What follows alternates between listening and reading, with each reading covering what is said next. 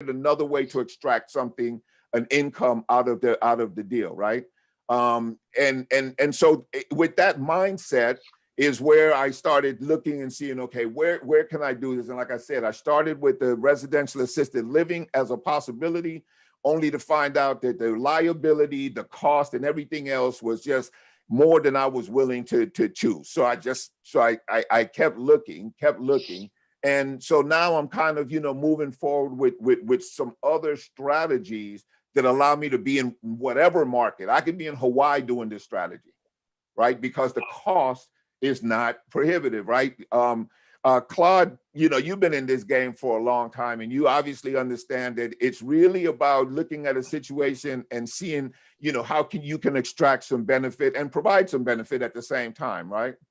Yeah, it's getting your priorities straight. Why are we, get back to simplicity. Why are we in business? Why are we in business? Yeah. And you can be, a lot of people get altruism confused with running a business. Right. Okay. If you want to change the world, join the Peace Corps. If you want to make a good living, put mac and cheese on the table and take care of your responsibilities, your family, you got to have kind of a business head. Yeah. Hopefully with a better haircut than I have right now. Hey, man, I like your crop top. No, I look like who is the one there were three Stooges, no, 4 or 5 Three Stoogers.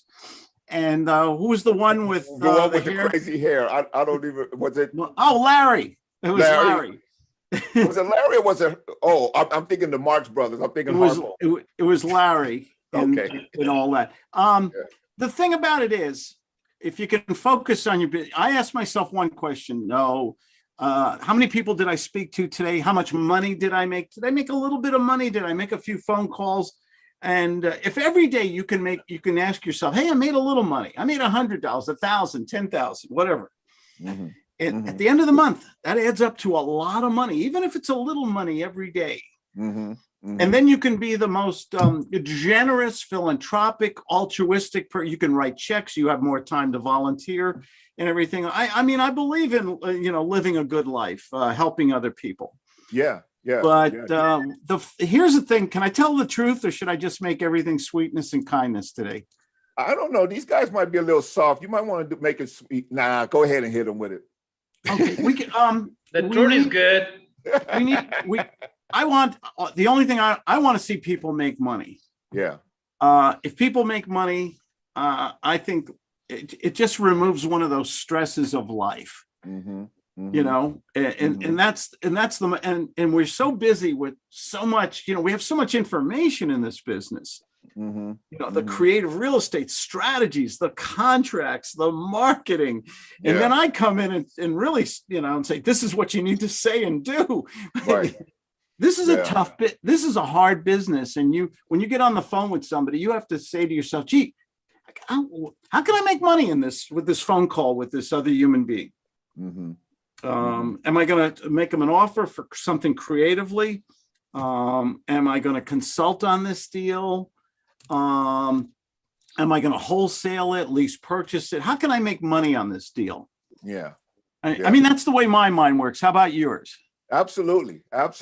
And maybe you can speak also. I know that you kind of do all sorts of different deals. And so you're not as dependent on, your location as much, because you do different types of trainings and you can train somebody how to do the gut system no matter where they are type deal. But when you're looking at your real estate activity and your real estate purchase activity, do you focus on particular areas? Do you want to fish in a particular pond, or are you just taking anything that somebody gives you? What is your process and mindset as far as that's concerned? And I say, and before you answer, I say that because I'm seeing a lot of people that come into our group here, and they get excited about having a deal under contract, right? But they're working with a potential pool of buyers that's about this big.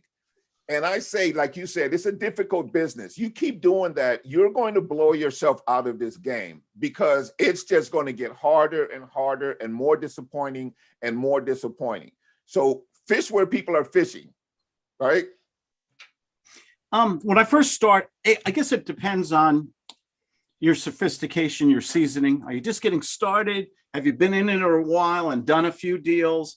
And what are your resources? Your credit, other investors, how much cash you have on, well, a line of credit and things like that. When I first got started, I just did deals in my backyard.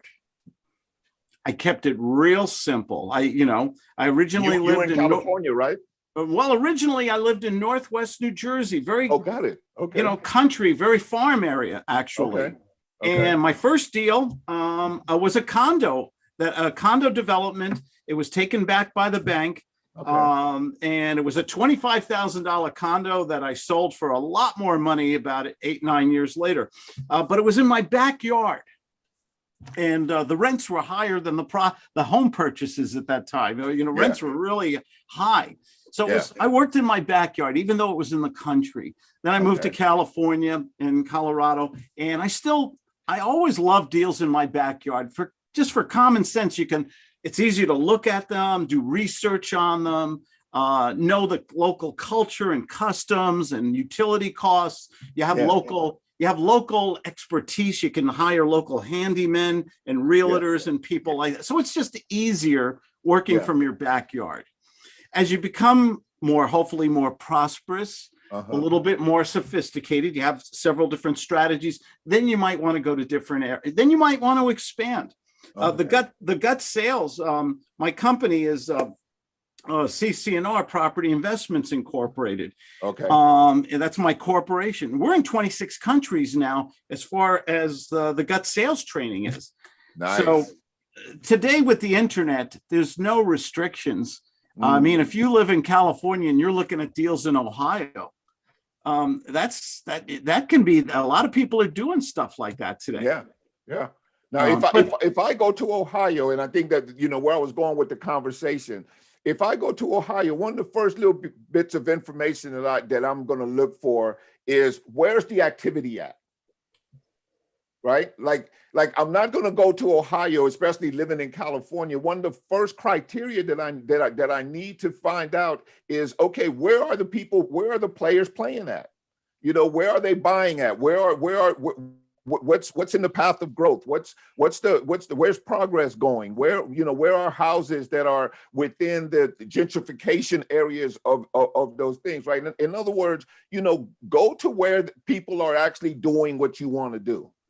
And gentrification, good word.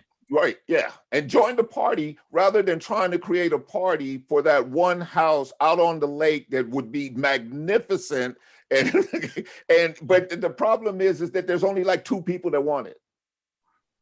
Right? Yeah. So and that's what I'm always trying to warn people against. Look, don't do that.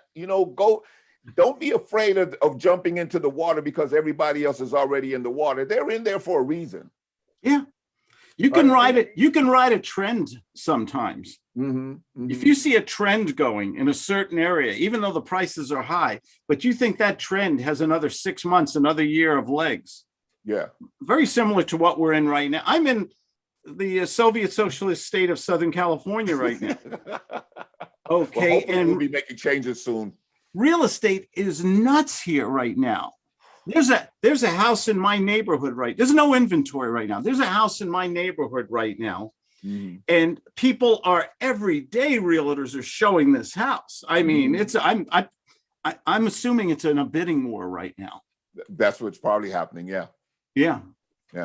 If you do, word of advice or caution, if you do a deal in another area, make sure have some connections in that area, family, friends, old college buddies, a realtor, God forbid, an attorney, or somebody you have a connection with who can watch. Problems are going to occur. I mean, this business is hard enough when problems occur in your backyard. Okay. Can you imagine what it's like in the properties 1,000 miles away? Oh my God. It's a nightmare. Yeah. It's a nightmare. Do you have that support? Absolutely. And we use the term boots on the ground, right? Yeah.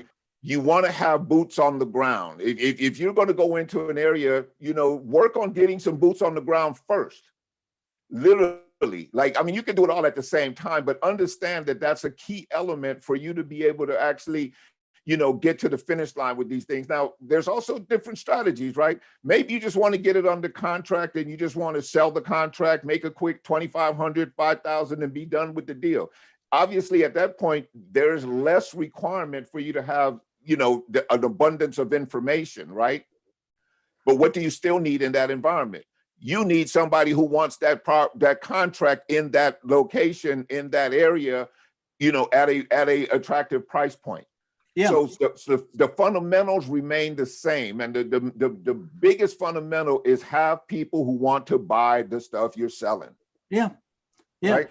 And use the technology too. Frank, if you have a property and it's far away, and say you want to let people, say you want to, you don't want to run back and forth showing it, or there's no neighbor you can pay to let them in. Maybe you can use the technology. Here's I don't know how well this will show. This is my Wise system here. Okay. In my home in Colorado, I can see the inside, the outside, the front door. I can listen, I can talk, I can record. If someone walks around the property, I get an alert. Okay, so it's like cameras cost the whole $20. It's like a ring system. Yeah. Okay. Yeah. It's called Wise, WYZE. I use it. I'm leaving here, my home in California. We're leaving tomorrow morning. I've got cameras inside and outside on this house too. It's all I can see on here. The cameras cost $20 to $39 each, no maintenance fees. Yeah. The technology is so good now. Yeah. So if you want to show a house, but you want to make sure who's going in and they're not damaging it or anything like that, you can communicate with people, say, here's the code, and you can watch them going. You can have a lock with a code on it or something. Mm-hmm. There's even automatic locks now. Wise makes a lock system where you can open the door automatically to let people in and out from 1,000 miles away. You talk to somebody, say you're in California, you're looking at a house in Texas. You don't want to get on the plane, but tell the person, hey, look, turn on your Zoom. Show them, give me a tour of that house and give me a tour. So we can use this technology to save a lot of time and be a lot safer in this business too. Good stuff. Yeah. Good topic. Yeah. Just, Jerry, there's something else. Going back to you also, you kind of figured out a way to sort of design your business to where, you're now able to, operate it sort of on your terms. What was the main thing that you think that you did in terms of that has really solidified your business, your consistency, your ability to attract deals and have conversations? I know that you also partnered up with some folks who, are like thinking, who have a different skill set than you.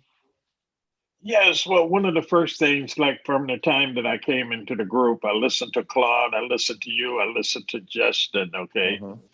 And then I studied the agendas, and what I did, I saw, as far as talking to customers, it was like when I would talk to the homeowner, it was like I developed my own way of talking to the homeowner, rather than trying to sound like Justin, rather than trying to sound like Claude or you. I developed my own, and that helped me a lot. Okay, because when I'm talking to a homeowner, okay, and building a relationship, we're just two people having a conversation. Okay, so. And it sort of takes a lot of the weight with me doing that, okay? It sort of took a lot of the fear. Before, it was like, and practicing. The more you talk to people, the better you're going to get on the phone, okay? And just being consistent and talking to people. Where before, if someone would call and they get pissed off at me, I would be with nervous. Now, if someone get pissed off at me, okay, that's energy, dude. Okay, that fires me up when someone is pissed off. Okay, let's do a role play, Jerry. Be pissed off at me. Go ahead. Give me some garbage. Nice. Go ahead. Okay. Ring, ring. Yeah, just go ahead and be nasty. Oh, you're the 10th bottom feeder to call me. Go ahead. Hello. Yeah. Hi, Jerry. Your house must be gone by now, right? No, it isn't. Oh, okay. You wouldn't want to sell it today, right? That depends on the price. Okay, be nasty to me. That's all I wanted to demonstrate here. Just say you're the 10th jerk to call me up or something like that. You're the 10th person called me today. Okay. Maybe I'm the last. You're the 10th person called me, and everybody's calling me. Everybody wanting me to do owner finance. I'm selling my house for cash. If you don't have cash, don't bother talking to me. Okay. You sound, I do have cash, but before I make an offer, you sound like you're really mad at me. Should I go away and come back later, or should I apologize, or what did I do wrong exactly? I'm just tired of all these people calling me, making offers, and nobody has money. They're all looking for owner finance. I have plenty of money and I want to make an offer, but I'm a little uncomfortable. You're so mad at me. I'm very uncomfortable right now. How are we going to fix this? I don't know. You tell me. I don't know either. I want to give you a lot of money, but I don't want to do business with a guy who's going to be, because, we got a lot of paperwork and stuff to do. Is there a way you can fix, do you need to switch the decaf or? Are you paying cash? I think I said that twice. Okay. How soon can you close? How soon can you be nice to me? Right now. Do you have proof of funds? What would you like? What do I need to show for you? You sound like a nice man who's very stressed. And I want to change this conversation all over. I want to start all over again. What do you need from me? What do you need me to show you so that you and I have an adult to adult conversation? I just don't want someone to waste my time. I'm looking for a serious buyer. I'm getting so many phone calls. Oh, I know. It's dreadful, isn't it? I'm feeling a lot of stress right now. I really feel pressured. Well, I'm sorry about pressuring you out, but Did you hear just tired of everybody calling it. Yeah.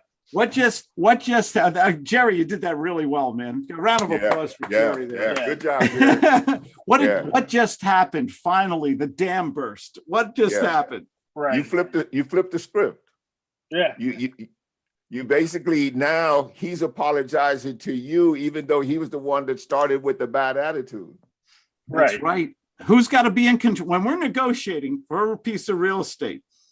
I've got to be, you've got to show your authority and everything. I haven't made him an offer yet. And I can make him an offer and I can make him a cash offer. But do I want to get into a negotiation with a guy who's going to make me feel bad today? No. Or, what's the worst thing that can happen to us in this business on a day-to-day basis? We get beat up and get kicked out of the business because of just, emotional, stress and not being able to connect and therefore not being able to write deals. Exactly. So there's an attitude, an environment we have to create. My feeling is if we're submissive, subservient, to a prospect who's having a bad day. Now, Jerry's a good guy. He's just having a bad day and he's had a lot of garbage phone calls. He's acting like I would act if I was talking to a lot of negative people all day long. So we've got to fix that environment. But now Jerry apologized and he might be even embarrassed. So now you got to fix Jerry. Okay, so we get back to a good negotiation situation. Jerry, no need to apologize. Listen, I know what you're going through. This has been I can only imagine. I'm in real estate. I get a lot of garbage phone calls too, but I'm a pretty serious investor. So I appreciate that, but no apologies necessary. But thank you. But you're a gentleman. I'm glad I have the opportunity. Would you like to come on Zoom or FaceTime? I'd love to meet you in person, face to face. Sure. What time? Right now. I'll just click the button. Boom. Okay, great. By the way, when you got somebody on the phone, when is the right time? Now, but you only got that moment. You only get that one chance to kiss the girl at the doorstep. Hey, I'll come back in 2 weeks. No, you go for it. You got to go for it. Good role play. Sorry to interrupt like that, but that was good. Oh, no, that was amazing. Mateo has a question, probably along those lines. Go ahead, Mateo. Yes. Hey, Claude, how you doing? Good. How are you, Mateo? Good. Thank you. Will you deal with someone like actually make fun of you or like because My bad haircut. yeah, well they cannot see you, but whatever. I mean, obviously have an accent and I'm not Hispanic, but a lot of people they like be racist on the phone and say I'm not gonna sell my house to any more Hispanic people or something like that. So even if they have their house on Zillow, what will you do in that case? If you don't have that problem. Here's the rule: never get in a pissing match with a skunk. Okay, if you get a guy who's racist or ignorant or just stupid, the worst thing you can do with an idiot is show that, see, he's just a whatever. If you react emotionally to him, you give him everything he wants. That's all he wants. He thrives. His oxygen is negativity. Yeah. And he's a miserable. Right. The best thing you can do to somebody who you get on the phone like that is make a joke. Use humor. You know, you get a guy who says, "Oh, you got to go ahead, go to me. So you got a Spanish accent or something." Yeah, like I'm not gonna sell my house to any more Hispanic guy. No, I just sold like two. No. What are you going to do? Sir, you keep this up. I'm going to take away your Tuesday taco privileges. That's funny. Okay. Okay. Yeah, I don't care. I don't eat tacos anyway because. Oh God, you don't know what you're a vegan, huh? I had a feeling you were a tofu kind of guy. I understand. Yeah, well, I don't really care. Well, if you're from that country, I'm not. Sir, you keep this up. I'm going to date your daughter. That's good. Oh well. Can I say big? Can I use really horrible language for a second and not offend anybody here? Go ahead. My mentor used to always say, it's not fuck me, it's fuck you. I say you first when they told me fuck you. But don't react out of anger because that's what they want. The worst thing you can do to somebody cuts you off on the highway, laugh at him, smile at him. Are you crazy or what? If you react mad, they win. If your blood pressure goes up, they win. Yeah. Okay. That's what they're looking for. They're sad people looking just for that. I had one guy once say, I didn't come here to be abused. Well, where do you usually go, sir? Have fun using humor. Humor can turn a negative situation into a positive one in situations. So this is a good place to test. See, sales is all about controlling emotions anyway, right? Can we control the emotions in the prospect? And can we keep ourselves from getting emotionally involved and getting mad and overreacting? This is the best part of transactional analysis, recognizing your emotional level, your ego state, and controlling yourself. So, are we better as a thinking person or as a person who reacts emotionally to every situation? Thinking person. Yeah. And control the situation, right? Like that's our job. Yeah. I use humor a lot. I get nasty people, just like we all do, and everything like that. And I use it for either practice, or I use humor or something like that. You're going to meet people like this, unfortunately, in the world. Most people not. I'm a glasses half full kind of guy. Most people I talk to, I meet wonderful people, I love my clients, but you're going to have exceptional situations in that thing. So learn to practice a couple lines where you get that. I think you got one really nasty bad guy, and it kind of spoiled you. It kind of ruined it a little bit for you. Mm-hmm. For me, you say? Yeah. No, I got that all the time. I got people sometimes don't understand what I'm saying. Say, I won't talk to you or whatever because I don't understand you. But that doesn't really stop me to keep going. But your English sometimes, I'm tired to hear that thing. Listen, listen, your English is better than my Spanish. Okay, so I'm not even Hispanic. I'm Italian, so it's molto bene. There you go. Molto bene.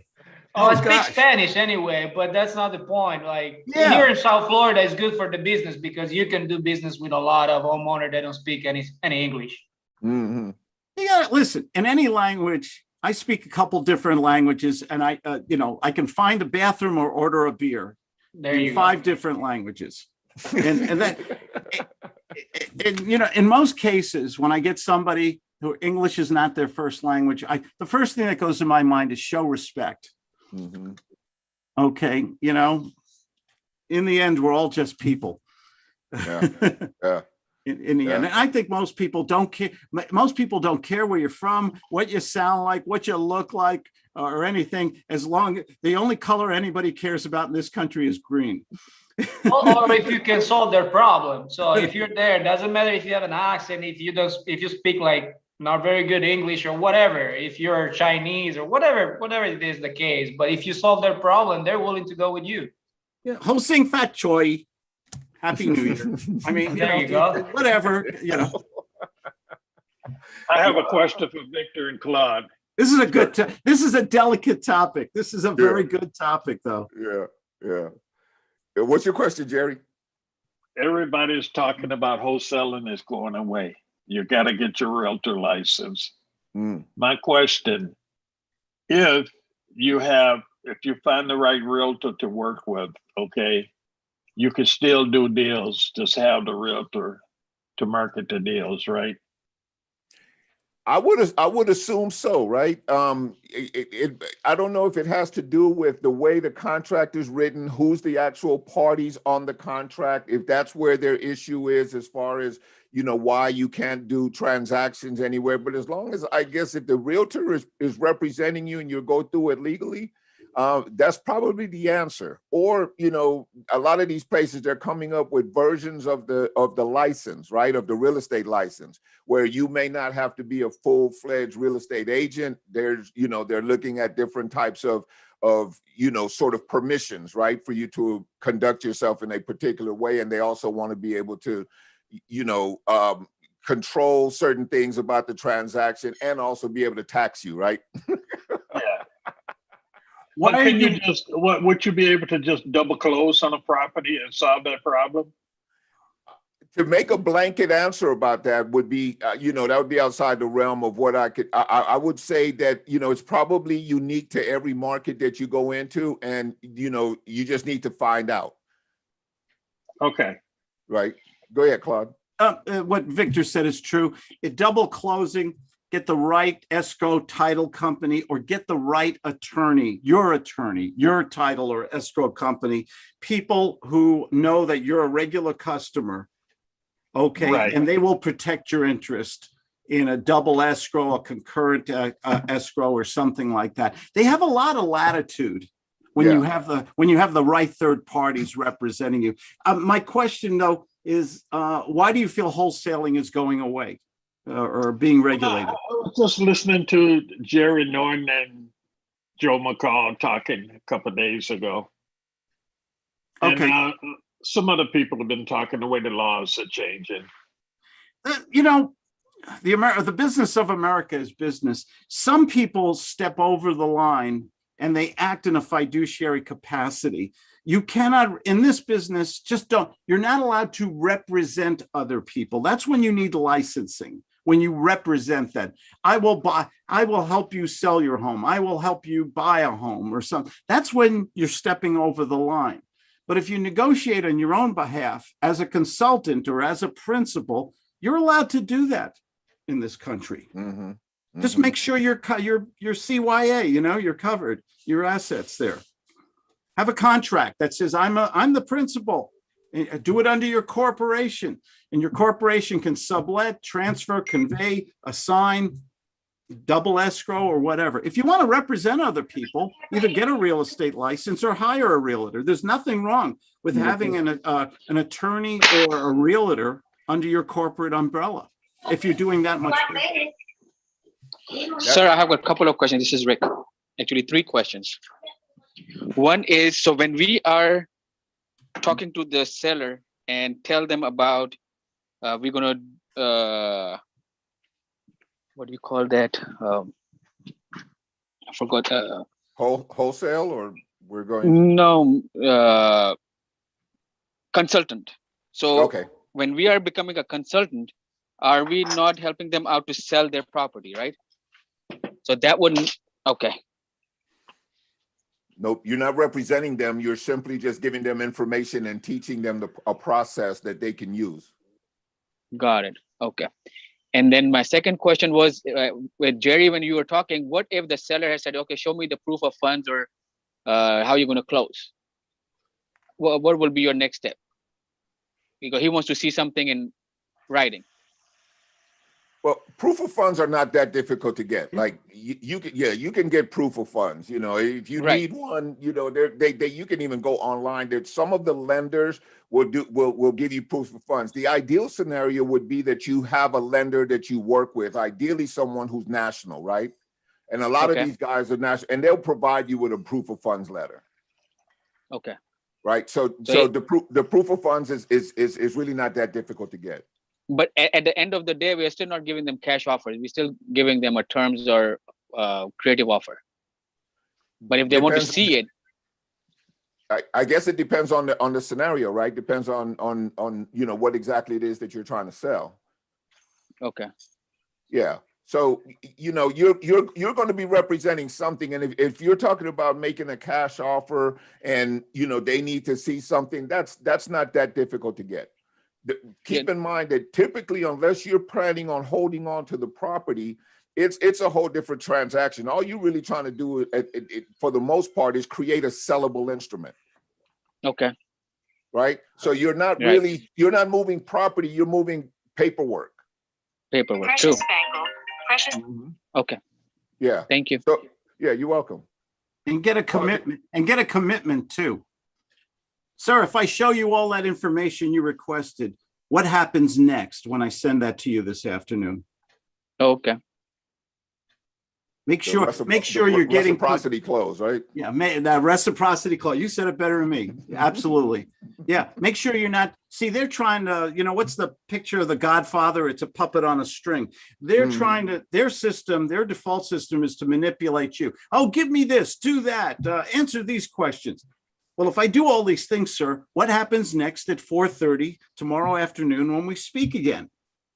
And then if they backpedal or they give you new conditions and things, you know, you're not close. You know, you don't want to do all this running around and work. How many people here have been up till 11, 12 o'clock at night doing contracts like me with no commitment? That's not the best way to operate a business. Yeah. Get real strong, unequivocal commitments. Well, listen carefully. What are those wishy-washy words we always talk about, Victor?